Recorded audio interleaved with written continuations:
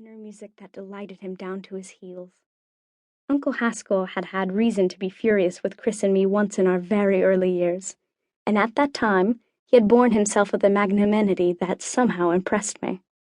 We had found in Aunt Cordelia's basement a box containing 12 large bottles of a beautifully colored red-gold liquid bearing the English translation of Le Vieux Corbeau, although at that time we were too young to read it.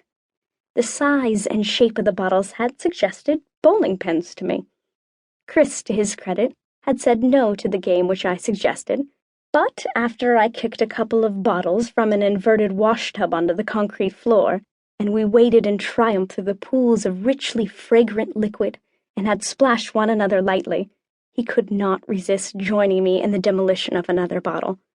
By the time we were apprehended, 5 of Uncle Haskell's bottles lay broken on the basement floor.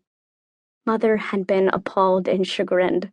She apologized stiffly to Uncle Haskell, for she was torn between shame at the destructiveness of her children and a conviction that at least a sizable amount of her brother's whiskey was where it belonged. Uncle Haskell, leaning gracefully in the doorway, turned a look of mingled pain and amusement upon the 2 culprits, and then placed a comforting arm around Mother's shoulders. "Don't you fret your pretty head another minute, little Ethel," he said, knowing well that Father would repay him for his loss. "No doubt we should feel a certain measure of gratitude at being able to contribute to the innocent pleasures of childhood." He patted her gently and then added, looking me full in the eye, "Next time, let's leash your brats, shall we?" All that was long ago, and far away from the October morning when I first came to live with Aunt Cordelia. The memories came back in little pieces as I walked through the large, high-ceilinged rooms, hurrying through them with only one purpose, to get away from Mrs. Peters and the 2 children. There was a place I remembered, the closet under the stairs that led from the attic to the 2nd floor. Chris and I had played there once, half afraid, half fascinated by the dimly lighted cavern in which the ceiling followed the line of the descending stairs, becoming so low towards the back that even a young child had not room to sit upright.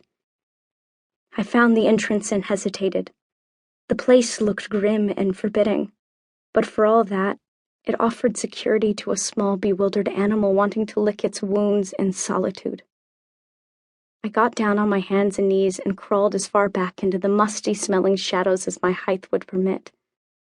There I rested against a pile of neatly packaged bedding, finding little comfort in loneliness, but preferring it to the company of the other children. Mrs. Peters discovered me before long, and she stood at the door, pleading, cajoling, and finally threatening a little. "Now let's be a good girl, Julie. Come out and let the sun shine on you for a while. Mrs. Peters won't insist that you play if you don't want to. Just come out and get a breath of good, fresh air. This place will give our Julie a bad headache." But I wouldn't budge, not even when she bribed me with chocolate cake. And when she finally started to crawl into the closet in order to pull me out by force, I screamed in such a way that she must have been frightened. Finally, she placed some food at the entrance of the closet and left me for the rest of the morning and early afternoon. I lay there in the darkness for hour after hour with no clear cut of understanding what my sorrow was. There was a sense of helplessness as to what was going to happen to me, a sense of bewilderment, and the aching memory of yesterday's white faces, the whispers, and the little girl who had said, "You're not going to live here anymore, are you?" I must have slept at last, and when I wakened there were voices outside my hiding place, and shadows of long legs, sweeping dresses. After a while they moved away, and only 2 were left, 2 whom I recognized by their voices. They were Mrs. Peters and Aunt Cordelia. "I tried half the morning, Cordelia," I heard Mrs. Peters saying earnestly, and it struck me that she did, after all, know how to use the word I. "I coaxed and begged, and once I started in to get her, but my lance, she screamed like a child gone daft. I tell you the truth, I was afraid she might go into a spasm. I hope you don't think I've done wrong." Then Aunt Cordelia's voice, low and very calm. No, Cora.